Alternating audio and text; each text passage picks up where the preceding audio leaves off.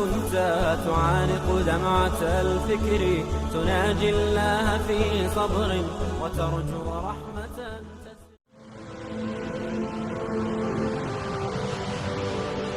حضرت عمر رضی اللہ تعالیٰ عنہ جب ایمان لائے تو آپ نے ایک ایک کافر کے گھر کے دروازے پہ کھڑے ہو کے کہا کہ تم کمزوروں کو مارتے تھے، میں تمہیں بتانے آیا ہوں میں محمد عربی کا نوکر بن گیا۔ بلکہ آپ نے اعلان کیا جس نے اپنی بیوی کو بیوہ اور بچوں کو یتیم کروانا ہو اور اپنے ماں باپ کی کمر کو جھکانا ہو وہ عمر کے مقابلے میں آئے۔ اللہ اکبر۔ زنیرہ نامی ایک خاتون تھی، بہت کمزور، راوی کہتا ہے کہ اس کی ہڈیوں میں گودا نہیں تھا، عشق رسول تھا، اور اس کا ظالم آقا اس کو مارتا ہے، اور جب مار مار کے تھک جاتا ہے ادھر سے عمر آ رہے ہیں، یہ اسلام لانے کی پہلے کی کہانی ہے، ادھر سے عمر آ رہے ہیں تو اس نے کہا عمر تم جوان آدمی ہو تو یہ چھوڑتی نہیں ہے اپنے نبی کا نام، ذرا تم آؤ۔ عمر کوڑا پکڑ لیتے ہیں، اسے مارتے مارتے تھک جاتے ہیں تو پانی پینے لگتے ہیں، تو کہتے ہیں مجھے تیرے پہ ترس نہیں آیا لیکن میں ذرا پانی پینے لگا ہوں، اور پھر گلے کے اندر ڈال کر کے کوڑا اور اس کی رسی کو بل دیتے ہیں اور اس کی آنکھیں باہر نکل آتی ہیں اور کہتے ہیں بلا اپنے نبی کو جو تیری آنکھوں کی بینائی واپس کرے۔ اللہ اکبر۔ تو اس نے آسمان کی طرف منہ کر کے کہا مالک میں کبھی بھی آنکھوں کی بینائی نہ مانگتی لیکن اب تیرے نبی کی عزت کا سوال ہے۔ آنکھوں کی بینائی واپس ہو جاتی ہے۔ زنیرہ کو بڑا مارا، آج عمر گلیوں میں آنکھوں میں آنسو ہیں اور عجیب دلے بے تاب ہے اور کہتے ہیں آؤ بھئی میں حضور کا غلام بن گیا ہوں، تمہیں بتانے آیا ہوں۔ زنیرہ نے موڑ کاٹا تو آگے عمر یہ آواز دے رہے تھے۔ زنیرہ ایک کونے پہ کھڑے ہو کے رو کے کہتی ہے عمر تم تو بڑے اس دن جوش و غضب میں تھے اور تم مارتے ہوئے تھکتے نہیں تھے۔ تو عمر نے کہا زنیرہ اس دن میں نے دیکھا نہیں تھا، اب میں محمد عربی کو دیکھ آیا ہوں۔ جنہ ویکھیا نہیں ہو کرن گلاں، جنہ ویکھیا نہیں ہو کرن گلاں، جنہ ویکھیا ہو تے بول دے، جڑے محرم راز حقیقت دے اور راز حقیقت کھول دے۔ تو حضرت عمر رضی اللہ تعالیٰ عنہ ایمان لائے۔ حضرت عبداللہ ابن مسعود رضی اللہ تعالیٰ عنہ فرماتے ہیں کہ حضرت عمر کا ایمان لانا مسلمانوں کے لیے عزت کا سبب تھا، ان کا ہجرت کرنا مسلمانوں کی نصرت تھی اور ان کی خلافت مسلمانوں کے لیے رحمت۔ حضرت عمر رضی اللہ تعالی عنہ وہ ہیں کہ میرے حضور نے فرمایا لوگوں جب نیک لوگوں کا ذکر کرو تو میرے عمر کا تذکرہ ضرور کیا کرو۔ میرا عمر وہ ہے کہ جب وہ ایک سمت سے آ رہا ہو، ایک گلی اور بازار سے آ رہا ہو تو شیطان بھی آ رہا ہو عمر کو دیکھ کے راستہ تبدیل کر لیتا ہے۔ حضرت عمر رضی اللہ تعالی عنہ کی طبیعت کے اندر جو جاہ و جلال تھا، طبیعت کے اندر جو سختی تھی وہ اسلام کے اندر آ کر بھی قائم رہی، اور آپ نے وہی سختی وہی جاہ و جلال جو پہلے مسلمانوں کے خلاف تھا اب کفار کے خلاف، منافقین کے خلاف حضرت عمر کی طبیعت کے اندر وہ جوش و خروش بدستور موجود ہے۔ لیکن جس دن آپ خلیفہ بنے تو اس دن آپ نے ممبر پہ چڑھ کے جو خطبہ دیا اس میں کہا لوگوں میں سخت اس لیے تھا کہ رسول اللہ نرم تھے، پھر میں سخت اس لیے تھا کہ حضرت ابوبکر صدیق نرم تھے، اب میں تخت خلافت پہ بیٹھا ہوں، اب میری سختی جو ہے وہ نرمی میں تبدیل ہو گئی، صرف فاسقوں فاجروں اور باغیوں کے لیے میں سخت ہوں، باقی تمہارے لیے نرم ہوں۔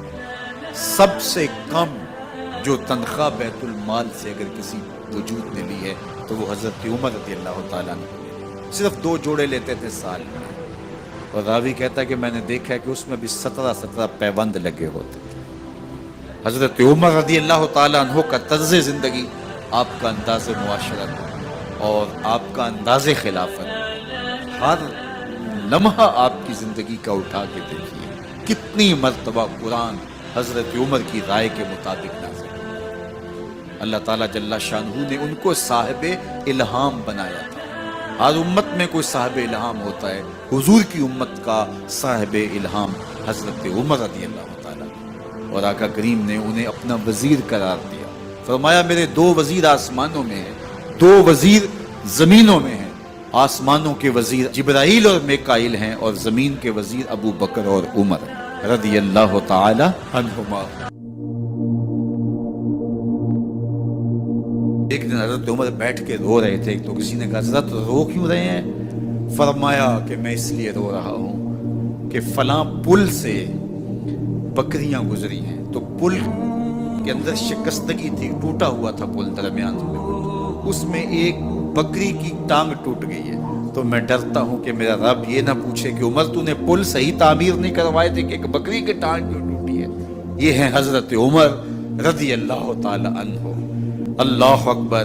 تو اللہ تعالیٰ جل شانہ نے حضرت سیدنا عمر بن خطاب رضی اللہ تعالیٰ عنہ سے جو کام لیا، مختصر دور خلافت کے اندر 10 سال 6 ماہ 4 دن آپ نے خلافت فرمائی ہے، لیکن کہاں سے چلے اور یہاں مکران تک، بلوچستان کا حصہ ہے، یہاں تک آپ کے سلطنت کی حدود وسیع، ادھر آرمینیا تک جا پہنچے، حمص فتح کیا، قادسیہ، یرموک۔ آپ ذرا دیکھیے کہ کہاں تک آپ کی فوجوں کے گھوڑے دوڑتے رہے، اور اللہ تعالیٰ جل شانہ نے ان کو جو توانائی، عدل و انصاف کی قوت عطا فرمائی۔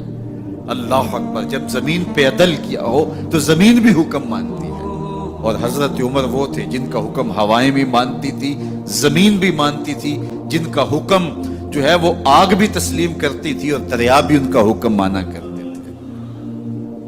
مصر کے اندر یہ رسم بد جاری تھی کہ سال کے بعد ایک دوشیزہ کو زیورات پہنا کے اچھے لباس میں ملبوس کر کے دریا کی بھیڑ چڑھایا جاتا، اس کی قربانی دی جاتی، اس کا خون بہتا تو دریا چلتا۔ جب مسلمانوں نے مصر فتح کیا تو گورنر نے لکھا کہ اسلام تو اس طرح کی رسوم کی اجازت نہیں دیتا، لیکن خشک سالی ہے، لوگوں کی فصلیں ویران پڑی ہیں، تو حضرت کیا کیا جائے؟ تو حضرت عمر رضی اللہ تعالیٰ عنہ کاغذ کے ٹکڑے پہ لکھتے ہیں بسم اللہ الرحمن الرحیم، مصر کے نیل کی جانب عمر کا خط لکھتے ہیں، اے نیل اگر تو اللہ کے حکم سے چلا کرتا ہے تو چل، ورنہ ہمیں تیرے چلنے کی کوئی حاجت نہیں ہے۔ اور قاصد کو کہا یہ خط لے جاؤ اور جا کے دریائے نیل میں پھینک دو۔ قاصد جا کے خط دریائے نیل میں پھینک دیتا ہے، پانی آتا ہے، ایسا دریائے نیل چلا، 14 صدیاں ہوئی ہیں آج تک کبھی بند ہی نہیں ہوا۔ دریا حکم مانتے ہیں، آگ نکلتی ہے، لوگ حضرت عمر رضی اللہ تعالی عنہ کے پاس آئے، حضرت لاوا پھوٹا ہے، آگ نکل رہی ہے اور مدینے کی طرف بڑھ رہی ہے، اب کیا کیا جائے؟ فائر بریگیڈ تو زمانے میں تھی نہیں۔ عمر نے اپنی قمیض اتاری، جس قمیض پہ 17 پیوند لگے ہوئے تھے چمڑے کے، کہا یہ قمیض لے جاؤ، جدھر آگ بڑھ رہی ہے آگے ڈھالنا، آگ پیچھے بھاگ جائے گی۔ زلزلہ آتا ہے تو زمین پہ دہرا مارتے ہیں، زمین رک جا، کیا عمر نے تیری چھاتی پہ عدل نہیں کیا ہے؟ تو یہ عمر ہیں رضی اللہ تعالی عنہ کہ جن کے انصاف کی وجہ سے، جن کے عدل کی وجہ سے اللہ تعالیٰ کی رحمات، اس کی برکات کا نزول ہوتا تھا، اور اللہ تعالیٰ نے مسلمانوں کو وہ آبرو مند حکومت دی۔ کائنات کی تاریخ کے اندر ایسی حکومت آپ نے نہیں دیکھی ہوگی جو حضرت عمر نے حکومت کی ہے۔ اللہ اکبر۔ فرمایا فرات کے کنارے پہ ایک کتا بھی پیاسا مر گیا تو اس کا حساب بھی عمر سے ہوگا۔ باہر سے سفیر آتا ہے اور آ کے پوچھتا ہے کہ میں امیر المومنین کے، مسلمانوں کے حکمران کے محل میں جانا ہے، تو مسکرا کے کہتے ہیں ہمارے امیر کا تو کوئی محل نہیں ہے۔ کہا کہاں ہے تمہارا امیر؟ کہا مسجد نبوی میں ہوگا یا بیت المال کی اونٹوں کی دیکھ بھال میں لگا ہوگا۔ وہ جب گئے تو مسجد میں نہیں ہے، اللہ اکبر، وہاں گئے تو وہاں بھی نہیں ہے۔ پھر کیا دیکھتے ہیں کہ عمر رضی اللہ تعالی عنہ جنت البقیع کے پاس ایک درخت کے نیچے اینٹ کا سرانہ رکھ کے سوئے ہوئے، تو اس نے کہا عمر تو نے عدل کیا ہے، تجھے کچی اینٹ پہ بھی نیند آ گئی، ہمارے حکمرانوں نے انصاف نہیں کیا، اور وہ بند اور محفوظ کمروں کے اندر بھی سکون اور چین کی نیند نہیں سو سکتے۔ حضرت سیدنا عمر رضی اللہ تعالیٰ عنہ نے اس طرح ان امور سلطنت نبھائے، آپ دن کو لوگوں کی دیکھ بھالی کرتے، لوگوں کی ضروریات سنتے سمجھتے، اور جب رات پڑتی لوگ سو جاتے، عمر مدینے کی گلیوں میں پہرا دیتے۔ کائنات نے کوئی ایسا بھی حکمران دیکھا ہوگا؟ اللہ اکبر۔ وہ مجاہد جو مختلف محاذات پہ گئے ہوئے ہوتے، ان کے گھروں کی دیکھ بھالی کرتے، ان کی ضروریات کا خیال رکھتے، ان کی آبرو کا پہرا دیتے۔ راتوں کی تنہائیوں کے اندر حضرت عمر اٹھتے اور جا کے گشت کرتے، چکر لگاتے، دیکھتے کوئی آنکھ پر نم نہ ہو، مفلسی کا کسی گھر میں ماتم نہ ہو۔